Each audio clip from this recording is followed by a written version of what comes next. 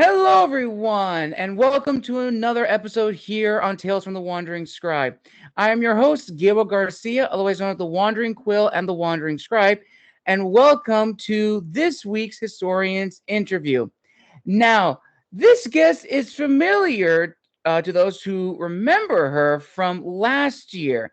She was actually a guest from my season 1 lineup of the Historians Lounge, where we talked about food and culture.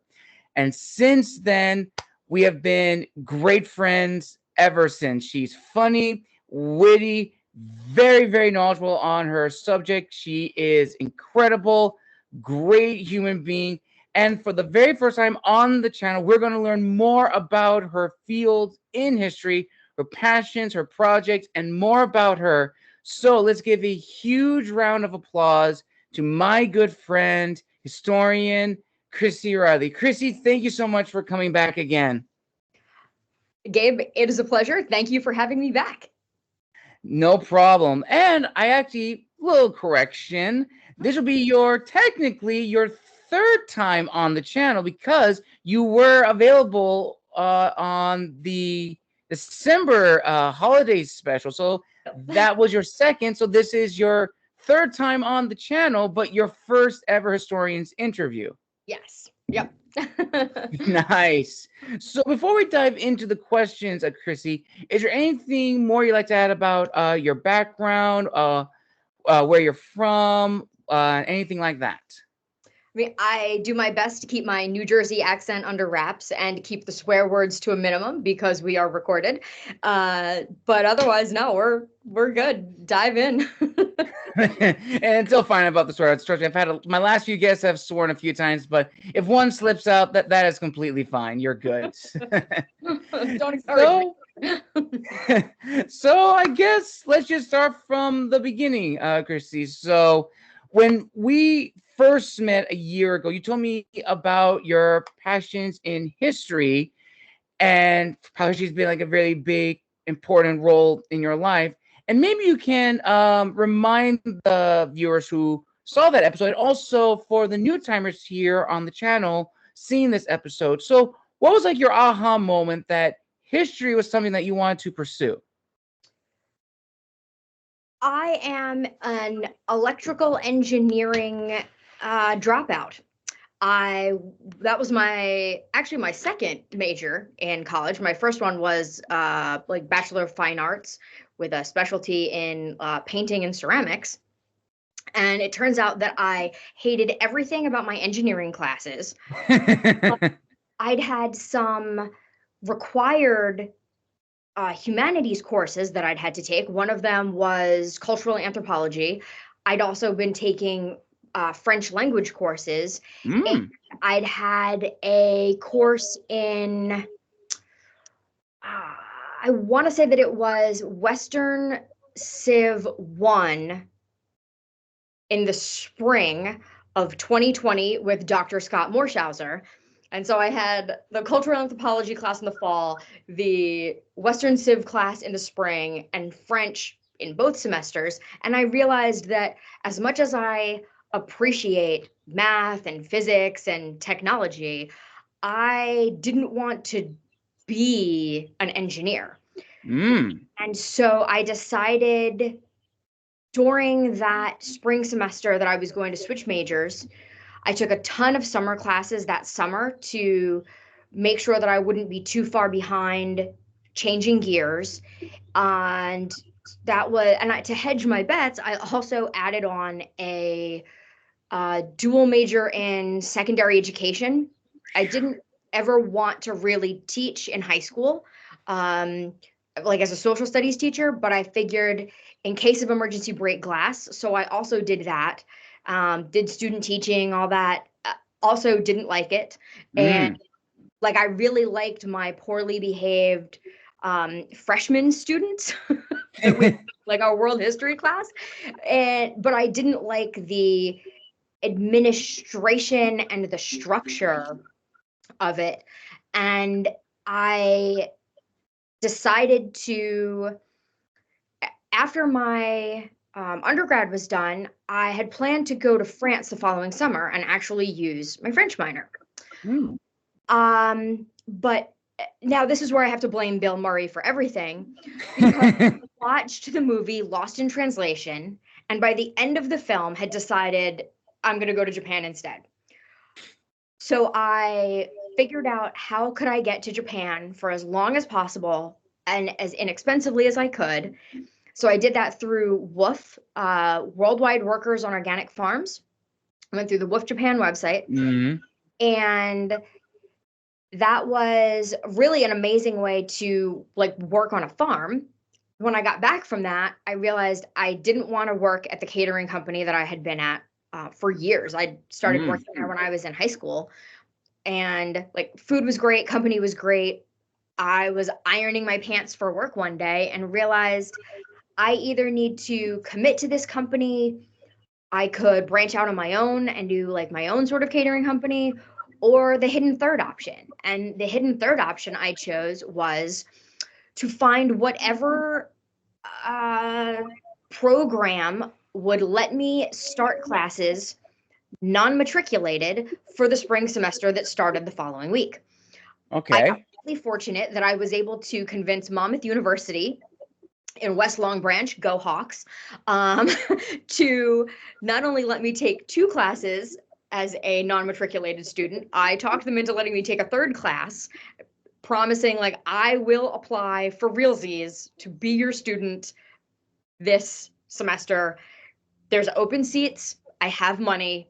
Can I attend? You're like, okay. And then I started my master's degree in history. It was amazing. I'd not taken a GRE. I didn't know what I was going to do with it. I still don't know what I want to be when I grow up, but it was fantastic. I loved the experience. I loved the courses. I loved how challenging it was.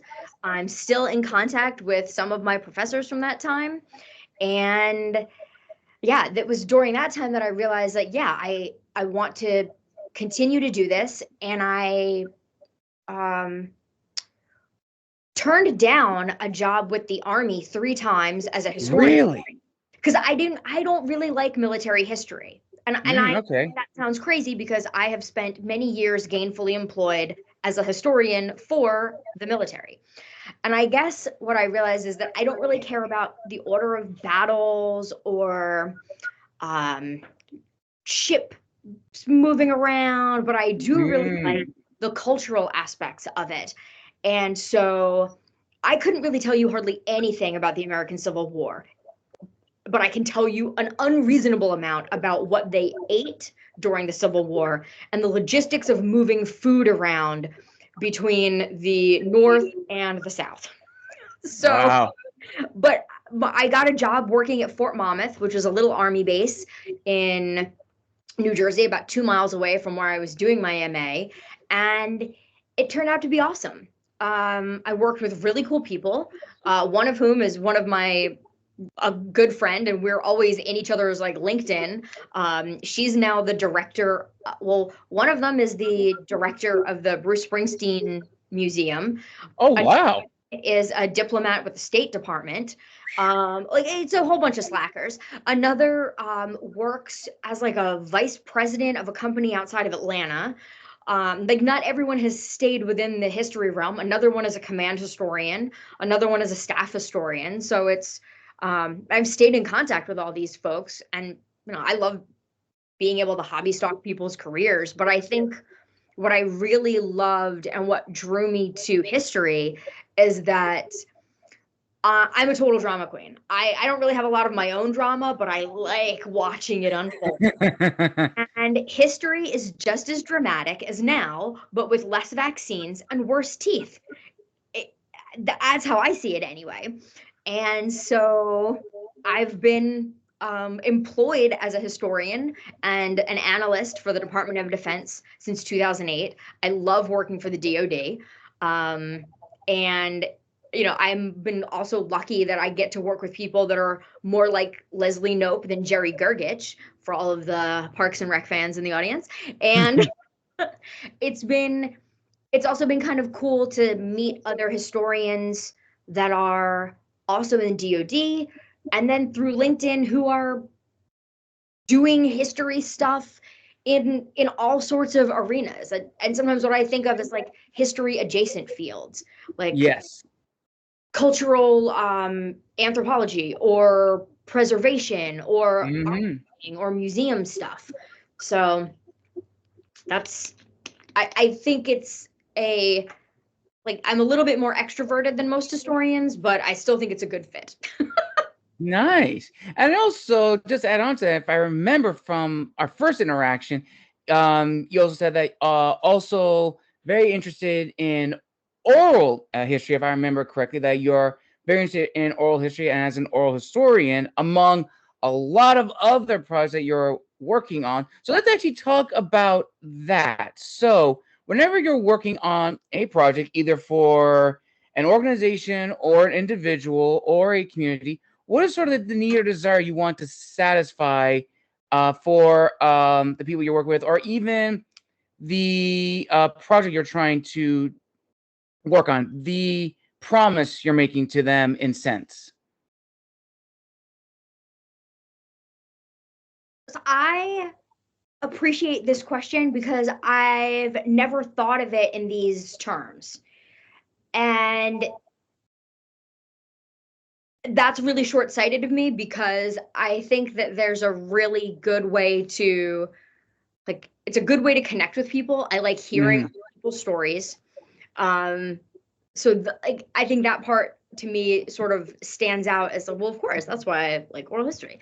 But I like how it provides a different perspective to a written record.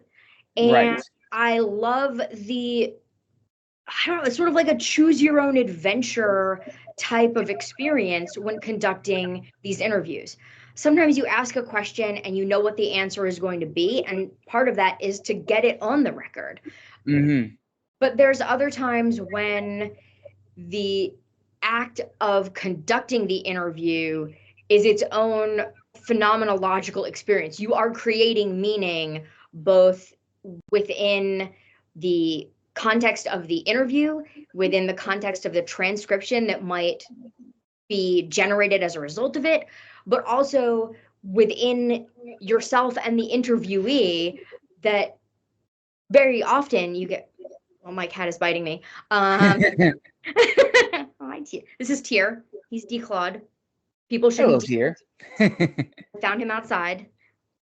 Um, but that sometimes people have like their own aha moment during the Right. interview. Like, oh, I never thought of it this way, but then whatever their answer is.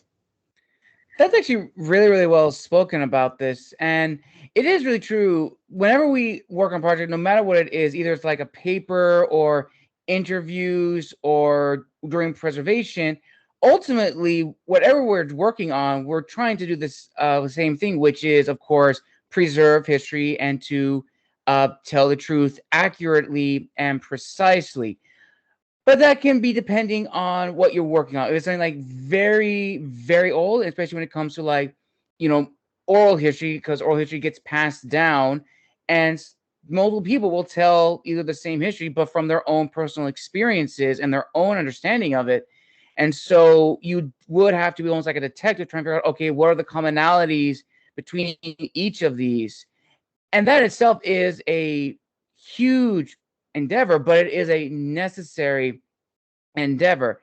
And then kind of going on with that, so with all the projects that you've worked on, with all the interviews that you've conducted, what was the feedback like? Or actually, let me word it in this way. When you started working on your first project, be it like an interview or a paper you were working on for an organization, what was the feedback like from them in terms of like your approach to the subject matter, your professionalism in detailing the facts, and just overall your being of presenting history, like how you approached it, I guess I'm trying to say.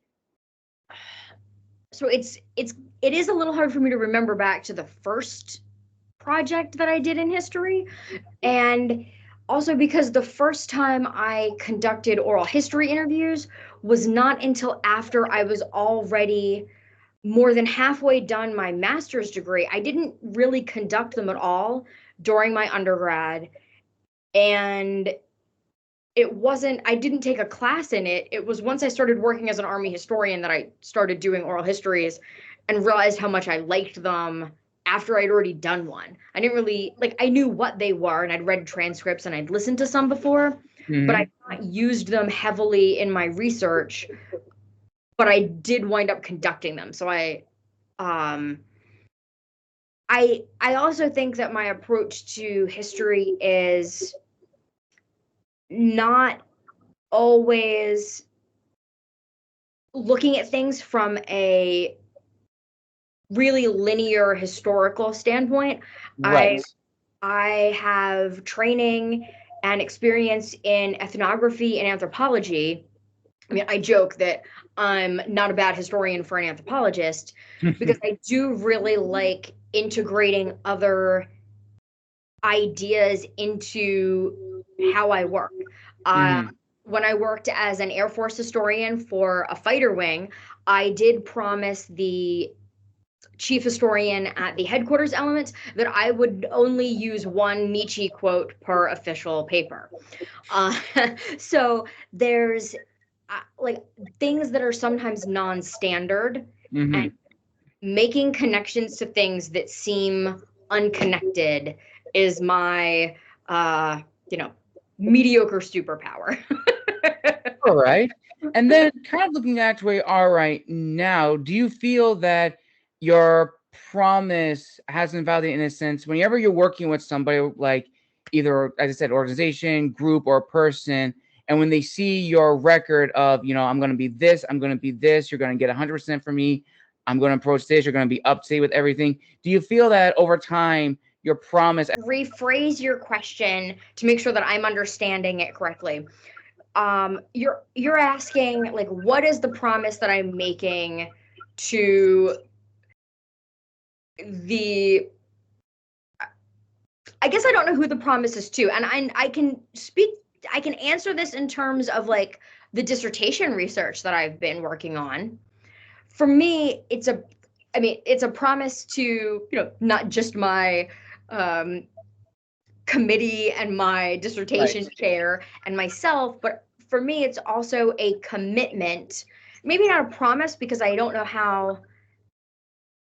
You never know how something is going to be received once it's out in the universe, and I can't necessarily promise how anything's going to go, but I can make a commitment to my interviewees that I will do everything I can to present a story that is their story, that is balanced, and that is fair, that is respectful, that is well researched and comprehensive. So that I feel like that's all any of us can do, right? No matter what our research is, whether it's, we're doing oral histories with people, in the present, whether we're looking at, ancient historical documents, there's still a level of commitment to the craft, which I appreciate. I don't know if that answers your question.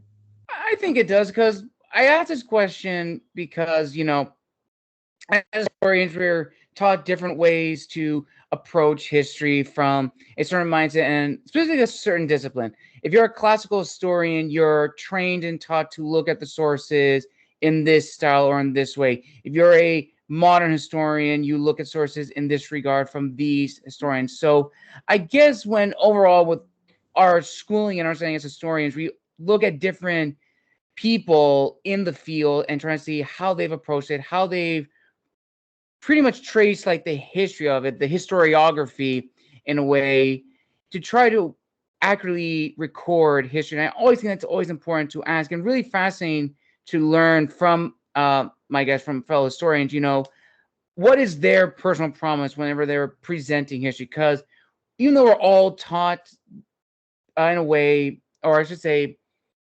kind of more or less the same way in history, no matter what field you are in, our own experiences of how we look at history is unique. We may draw on it from other fields that may not be historical in nature, but they do work in terms of like record keeping or analyzing sources or looking at this particular person through this light. What was this person like when they were writing this document? What was their life like?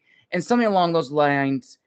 And it is really fascinating. And that kind of goes into a big question, which I'm now asking all my historians and all my guests, which is, like an author, being a historian is a very lonely business. We spend hours and hours working on projects, working on papers. I imagine, Chris, you've probably spent long nights working on papers, editing them, revising them, trying to make sure they hit every nail, every check mark. And then, of course, like authors, you have that sense of imposter syndrome in the back. It's like, what am I doing? I'm in a field where there are like giants who have worked on this topic or have more experience in this field than I will ever have in my life. And that can deflate anyone from continuing to pursue their passion. So this is a two-part question, Chrissy. So the first part is, have you ever had those moments of imposter syndrome in your life as an historian? And secondly, what has disciplined you to continue studying and pursuing history, because it is your passion and it is something that you are really passionate about? So as you learned from my first time on your podcast, I'm always writing stuff down. So yes. So I'm gonna answer this in three parts. The first part is, you talked about how there's a difference between how people look at things, and I appreciate that everything is a product of its own culture, space, and time. So not only the thing that is being studied, but also the individual who is doing the studying. I mean, that's where historiography comes from. Someone looking at ancient texts in 1924 is not going to have the same worldview of those texts that we might in 2024. So right. Appreciate that. And there's as much like, if history is looking at delta, like the Greek, like change over time, there's also how things are viewed over time. Because that's part one, but I like that stuff. So I'm glad you mentioned it. The first part two, answering the first part of your actual question about imposter syndrome. Gabe, I got 99 problems, but imposter syndrome ain't one. There's all sorts of reasons for that. First, everybody has to start somewhere.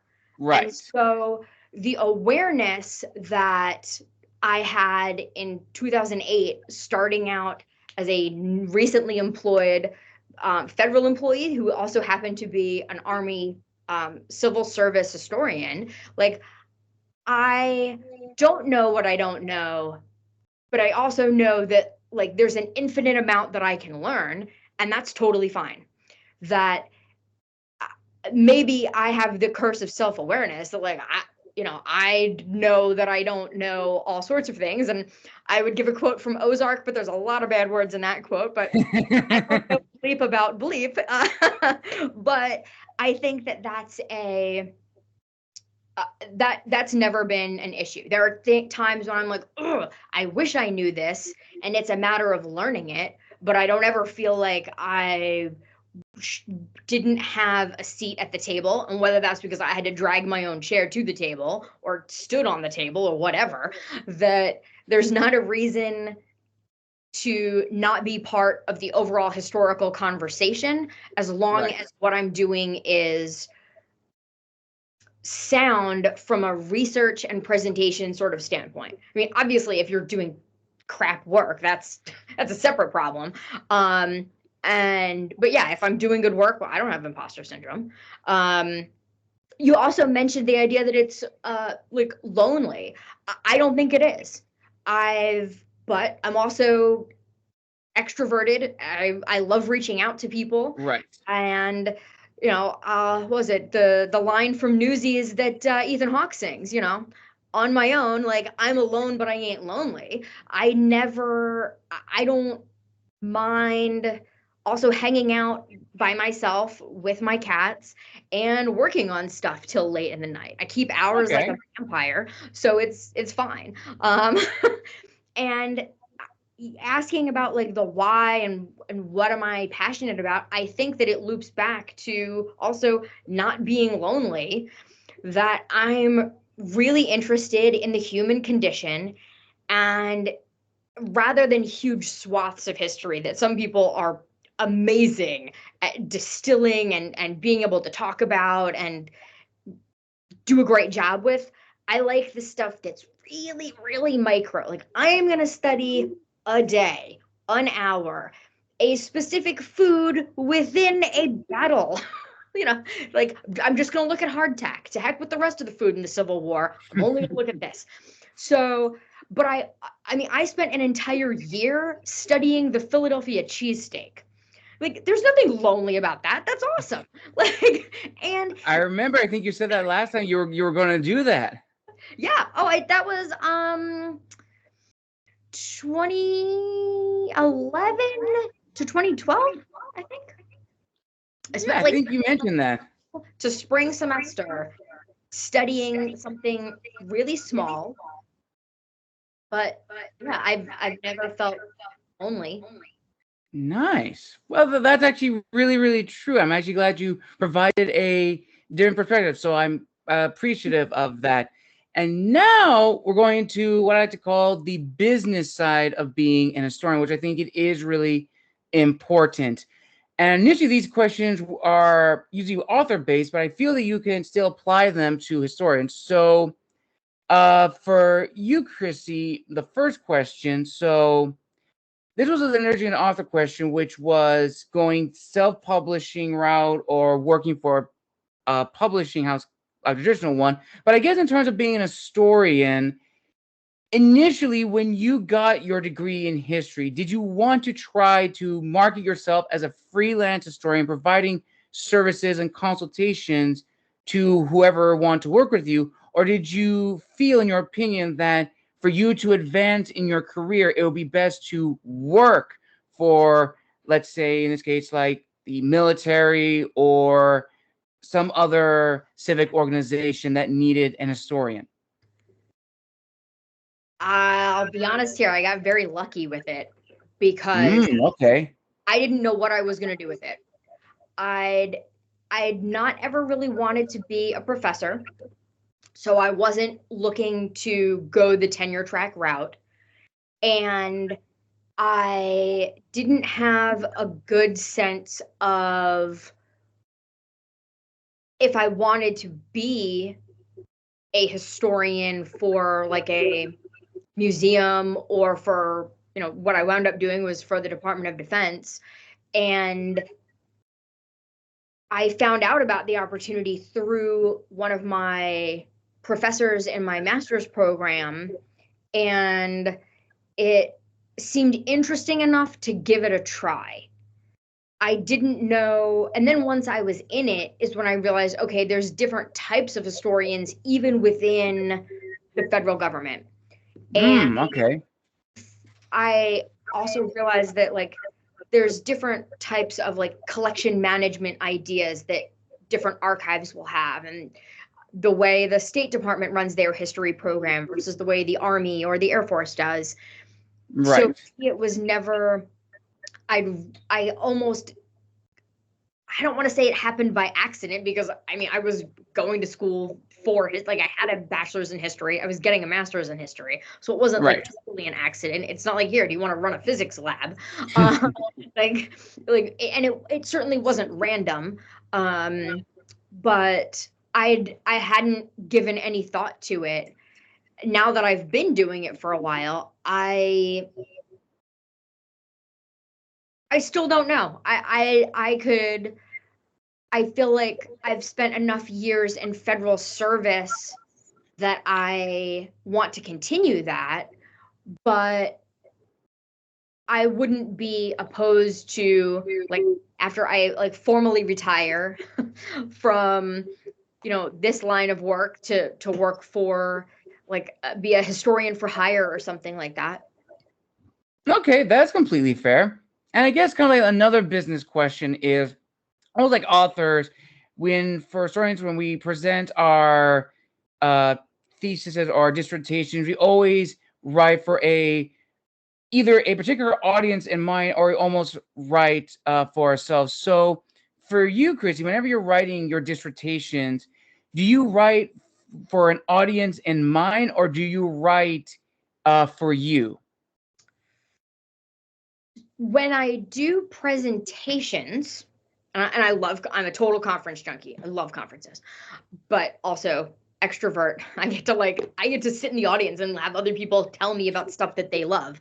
So I like that. But I think that for those types of things, I tailor the delivery to the audience. So an oral history conference is going to get a different presentation, even if it's the same topic, than it would for, say, a cultural studies group or a military history group.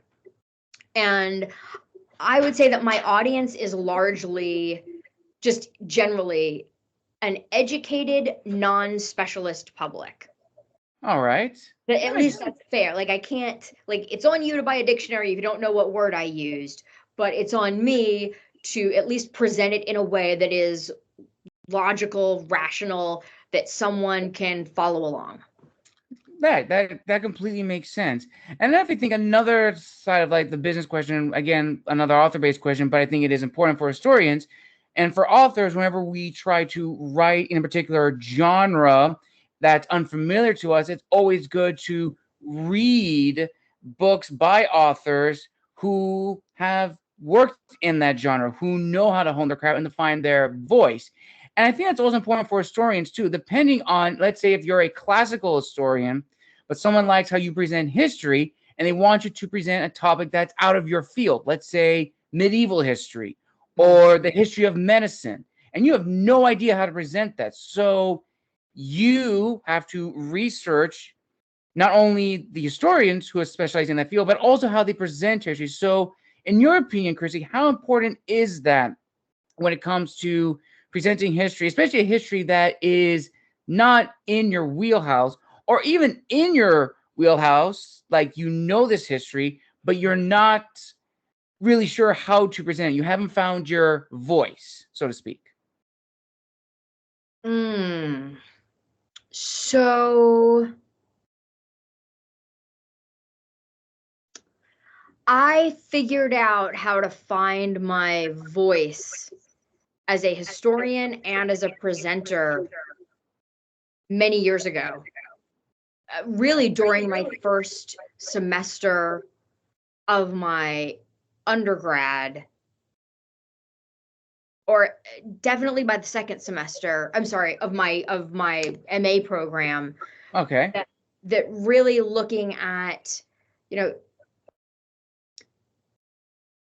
there's a little bit of an element for some people of like fake it till you make it, right? Right. But it's not necessarily good to be something that totally opposite of who and what you are. Right. So I don't know who, I want to say it was probably Dr. Krista Rosa, who was one of my professors at Monmouth, who gave me the idea in a class that a lot of us were in diplomatic history, that was about, finding a way to present information that feels natural to you, because the act of doing it that way will ensure that it comes across as authentic to your audience. So I know that I'm going to talk with my hands. I'm going to be fiddling with stuff. And I know that trying to not do that is really difficult. I can keep it together for 5 minutes, but longer than that. And I like to at least have something to mess with. Right. I fidget, it's fine. But knowing that up front makes it easier to then use it to your advantage. I also feel like some people have a fear of public speaking or a resistance to it. Once again, I don't have that. I loved my public speaking classes in undergrad. It's yes, I am going to ace this. And I did. I have no fear speaking in public or interacting with other people. So for me, that's not a challenge. The idea, what you said about the genre, I I've not looked at it in that way. That for me, it's not just about presenting new research. Like if I've been tasked to present something about ancient history, I Right. feel like there's definitely a benefit in reading other ancient historians Mm-hmm. because they're that's going to give me a good background for the conventions of that subsection Right. of history. But good writing is still good writing. So, Mm-hmm. like, if I'm looking at medieval history or like the history of German rationalist thought, as much as I love Hegel's ideas, I am absolutely not going to use the collected works of Hegel as a baseline for how to write. The dude was a Right. wonderful writer. It is ear pain to, you know, to read his stuff. It doesn't mean that his ideas aren't good. So Right. I think sometimes it comes to like striking a balance between someone who's a great storyteller and people who have a good grasp on the conventions of the discipline. Definitely, 100% agree. It's also what I like to call like the three E's, and I apply that to authors, but also to historians, which is to educate, entertain, and enlighten. And I definitely think at the end of the day, that is what we're trying to do, be it authors or historians. We want to educate the public. We want to entertain them with like something like funny history, because history has a whole bunch of funny WTF moments in history, like the great maple syrup crisis in Canada, which, yes, listeners, that's actually a real thing that happened in history, and it's just so funny, and also to enlighten them, and that is a huge thing, which that's the whole purpose of history, not only to record history, but also to make sure that certain events in history don't repeat itself. We can learn from them, we can grow, and sort of like a little tangent onto that. Are there any other historians, Chris, that you'd like to name drop that have helped you kind of mold into that, or like pretty much not only be like a good historian, but a good presenter of history? So I'm trying to think. So I name dropped. I don't actually know if I used her name. Melissa Ziobro. She's the curator at the Bruce Springsteen Museum, Mm-hmm. and another historian who's really great at the like military angle is my friend Chris Kolakowski. I read an article of his last night. Someone who is very good at making ancient history stuff relatable to a modern audience is Right. my friend Toxin, Dr. Joe Frechette. He is with the Air Force Medical History Office. And so like I've I know these people personally, so I'm like fortunate in that way. But I think a lot of the ideas that you mentioned, like educate, entertain, enlighten, I don't know if we need to, at least from my perspective, Okay. especially because there was a few years when I studied things like famine, that like I knew that for some of this stuff there wouldn't be an element of entertainment as it relates Right. to it. But that's Correct. fine. I feel like 2 out of 3 ain't bad, right? Mm-hmm. Like I can still educate, I can still enlighten, and I can, someone else can talk about something hysterical. But and that part of studying that is also what got me to like look at something that was as fun as like Mm-hmm. studying cheesesteaks, or as fun as like studying Japanese food on film. Right. That you can, it doesn't, history doesn't always have to be doom and gloom, but Right. you it would be disingenuous to pretend that that isn't also part of the human condition. Correct. 100%. Absolutely. I think And this, authors get the benefit of the entertainment. Yes, yes, yeah. We authors do get the benefit of the third E, the entertainment. Well, depending on what book you write. If you're writing something that's really dark and gloomy, I don't think you're going to get entertainment from that. Not unless you love dark humor. Then kudos to you. Yeah. And I think, what we've been talking about is really fascinating and is really important. And I love having these discussions with historians, which kind of leads into my next big question. So this is a heavy hitter, Chrissy. So I'm going to give you context for this one first. So this is an author-based question, probably like the first one that I ever did with my new lineup. And it is, so last year I had a guest. Her name was Natalie Wright, and she is the author of Season of the Dragon. When I met her at the LA Festival of Books last year, and she dropped a pearl of wisdom onto me, which I think applies to everyone, regardless if you're an author, which is the biggest lie you can ever believe is that your debut work is going to be the start of your legacy. And that is true if you think about it. Now, I've met people that are the exception to that for authors. I had one guest whose debut novel skyrocketed to allowing them to live off their success of their series, which is now like 4 different series, and they're able to continue their passion for writing. But on the off chance, you can probably skyrocket for a little bit, then you're going to hit. You're not going to get the reviews. You're not going to get the audience you're expecting, and that could deflate someone's pursuit to continue writing. And again, that talk of imposter syndrome.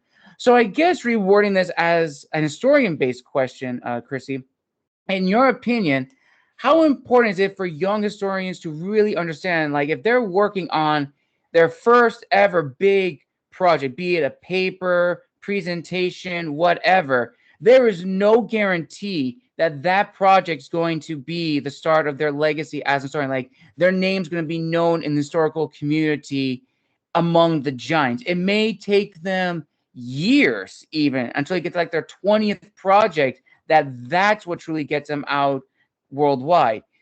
And even if it takes them that long, or even if they don't get there, or it doesn't even reach the height with the first one, it should not deter them from pursuing history if history is truly their passion.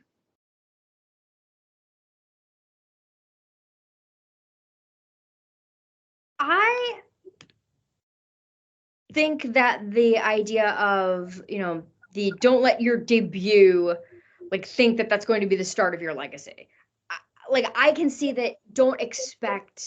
Don't have unrealistic expectations that something Right. is going to skyrocket and be a #1 bestseller for 70 weeks in a row. I feel like that's expectation management, and that totally makes sense. But I think that, however, I disagree with the idea that the debut is the start of your legacy. Why not? Why shouldn't it be? I also feel like when people are working in history, or working on history is maybe a better way to say it, that you're putting together a paper, you're putting together a project, you're putting together a book, a museum exhibit. I think that, no one wants stuff to this is the worst thing I've ever seen. Right. Part of getting better, and I dealt with this the other week when I did my dissertation proposal, is that you get some really hard questions by people who are invested in your success.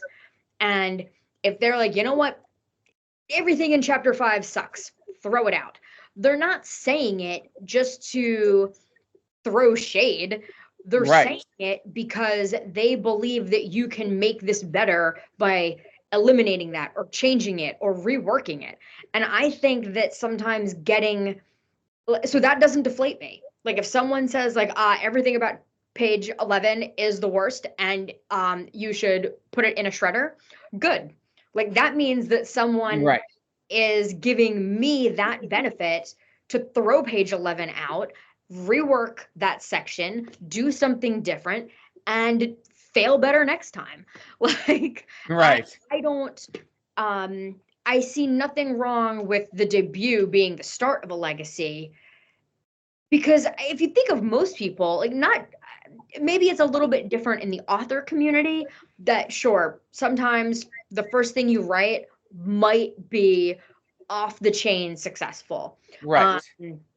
Like the dude that wrote Catch 22, he wrote a whole bunch of other things, but like that wound up being the most, it was his first novel, I think. It was also his most popular, not necessarily his best, but maybe the most popular.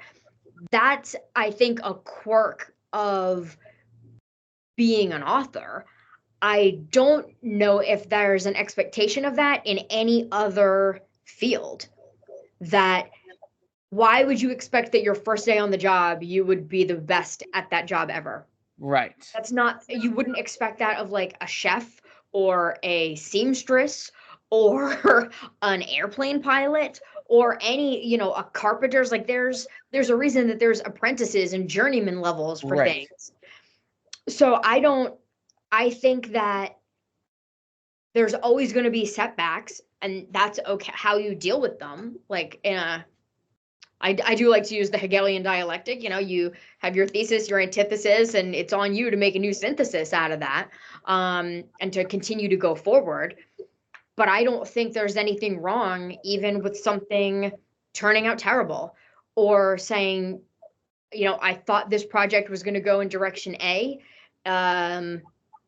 It's gone in direction B. That's okay too.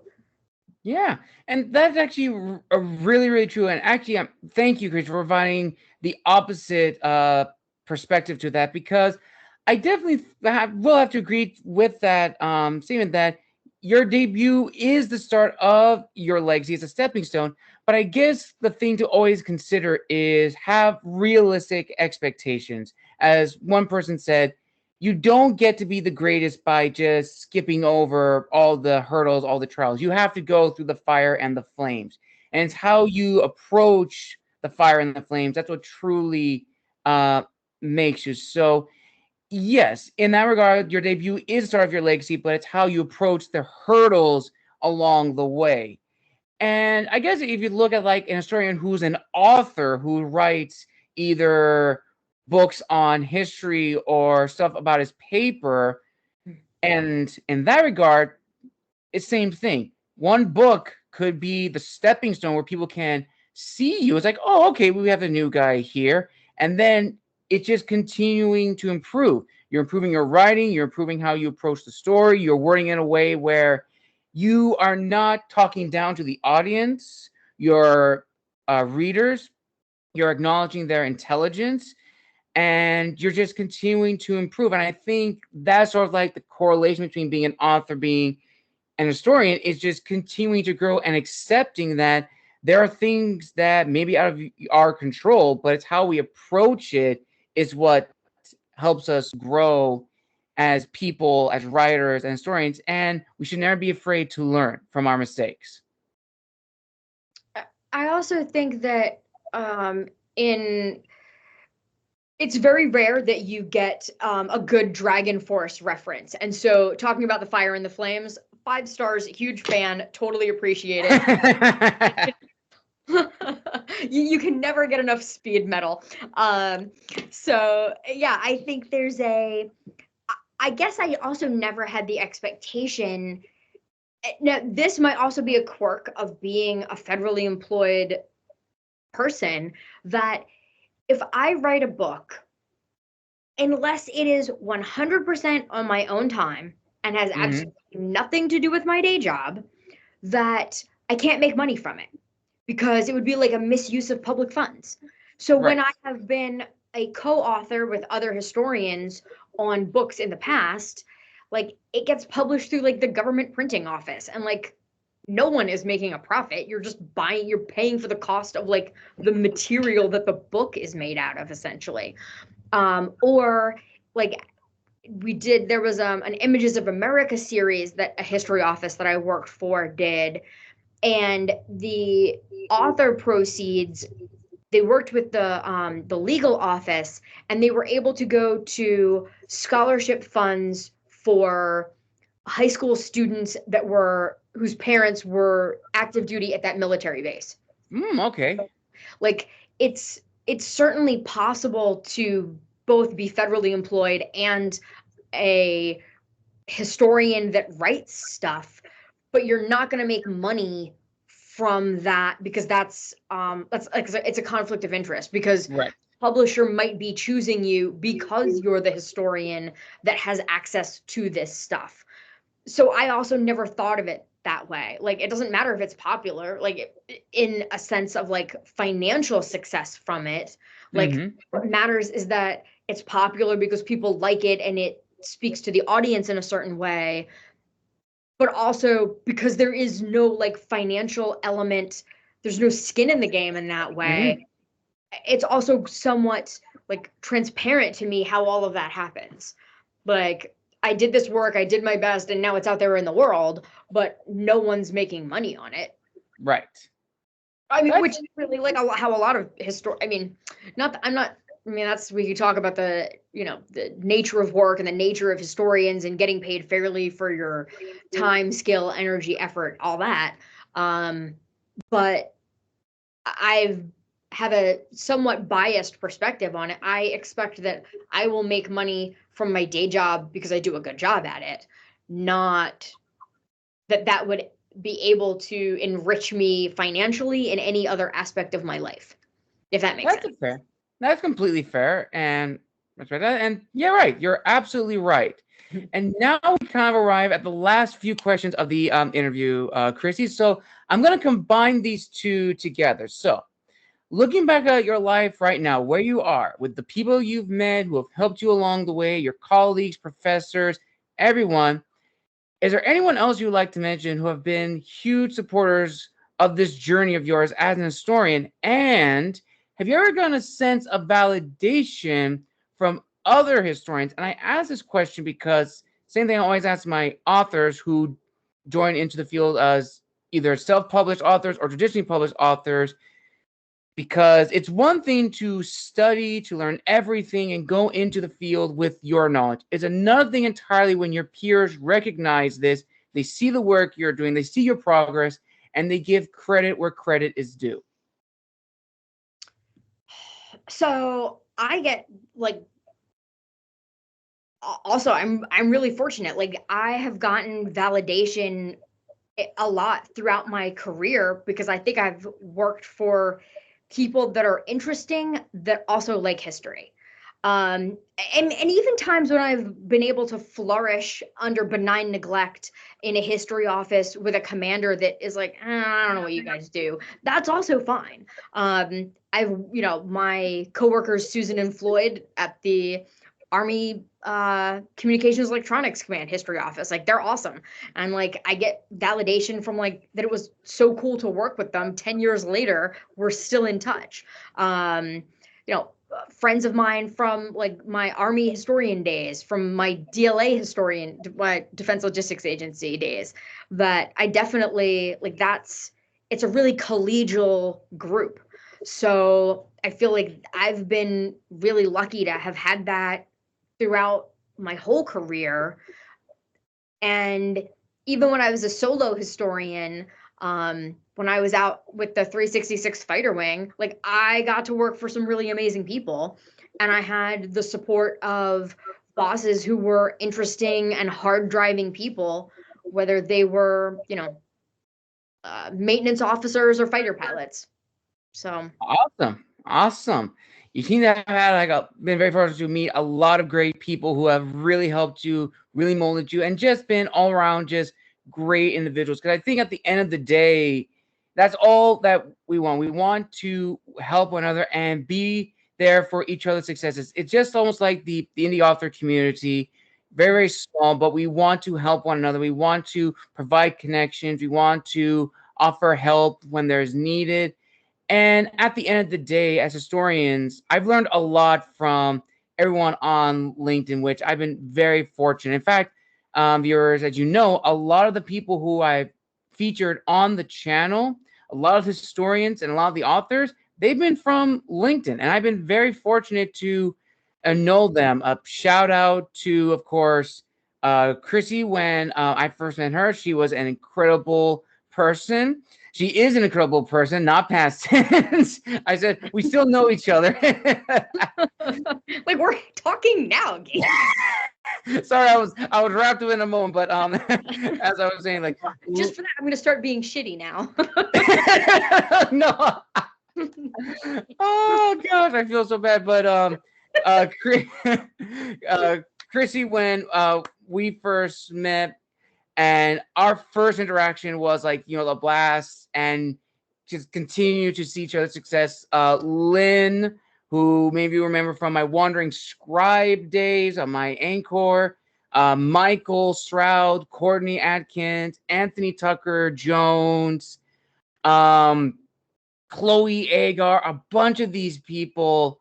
I've been very fortunate to learn a lot from them, who've really helped me sort of grow into my own as a historian, because I did not know what to expect. I want to be a museum curator, and I didn't know anything about that. But I've been very fortunate to meet a lot of great people who have really helped me, and who I truly, deeply consider part of my historical family. So a little moment there, but I am really appreciative and grateful for everything I've learned from them.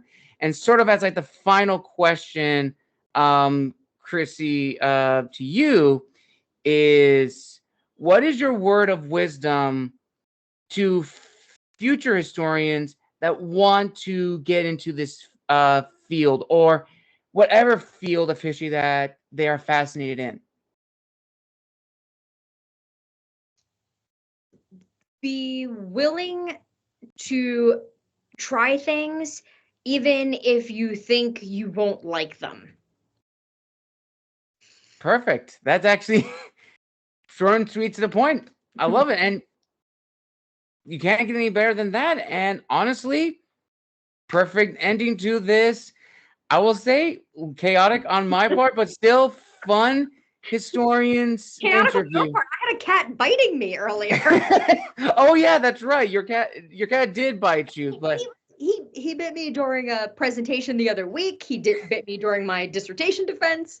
Like my proposal defense. Like he's oh man.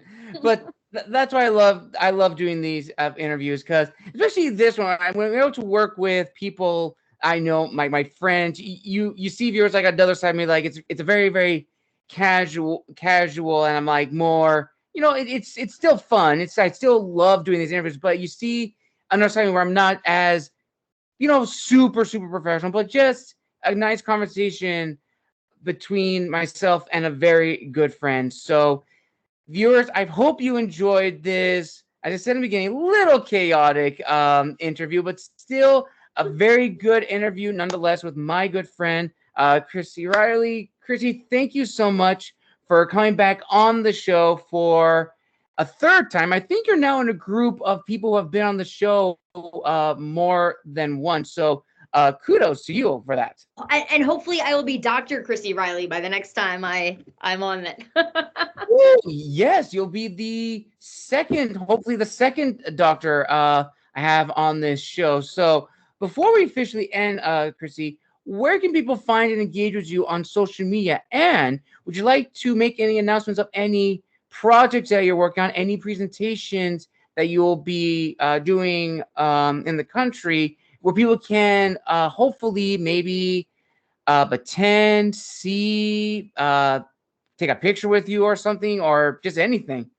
So I'm taking a hiatus from conferences because I am full steam ahead on finishing my dissertation. And I don't know if that'll be in November or December, but either way, by the end of 2024, dissertation defense. So that actually reminds me, I have forms to fill out this afternoon. And then next year, I will resume my conference junkie lifestyle, going to, a few things a year. But yeah, people can totally find me on LinkedIn. That's that's my main social media presence that I don't know. Someone who has actually helped me a lot as a historian, who is not a historian, my career coach, Johnny Racha. Like I hired JR when I was deployed to Germany in 2022, and he gave me amazing tips for like how to navigate being in a unique niche career field maintain gainful employment, and how to use LinkedIn as a way to network with other people that are in an interested, like fun way. Like nobody has to use LinkedIn, so you find other people to connect with that also want to connect. So yeah, I would be remiss if I didn't like give a shout out to JR for his like amazing like perspective on how to be a public historian and in the true sense of like the public. So yeah, people can hobby stalk me on LinkedIn, and yeah, they can see they can see all the memes I post. Yes, definitely. Those are probably like the funniest things I've seen on LinkedIn. Like if you want like some funny historical meme, definitely follow Chrissie on LinkedIn. And if you want to see our first interaction on the channel, I'll also tag right here Historians Lounge Season 1, the September episode, where you can see me and Chrissie discussing food and culture. And let me tell you, I learned a lot about food and culture from Chrissie. So if you want to know more about the history of food and its correlations with human history, definitely check that out. If you want to see a little fun little interaction between me and her, I'll definitely tag in the December episode, which that was more on the lines of a reflection of being on the show for the very first time. And you'll also see two other guests that were featured in season 1. Professor Joyce Pierce and Lynn Marks, who, if you saw my newsletter, yes, they will be coming back again for their own historians interview. Well, for Lynn, it'll be her second historian's interview on the camera, and it'll be Professor Joyce's first historian's interview. So be on lookout for that, as well as more updates on my book, Michael, the Last Angel of Earth, which I'm still in the final rounds of edits with my editor. So ARC applications and pre-order stuff is still coming soon. Possibly sometime in the summer, you'll see an announcement. So wait until then. But until next time, thank you, viewers, for coming on board and watching this amazing interview. Again, a huge thank you to my friend Chrissie for coming back on the show for a third time, and hopefully a fourth time in the future as Dr. Reilly. Yes, finally. But until next time, viewers, make sure to like and subscribe. Comment down below what was your favorite part of this interview, and be sure to look out for the last two episodes, or I should say last few episodes coming out this week. Until next time, this has been the Wandering Scribe and the Wandering Quill signing out. See you next time.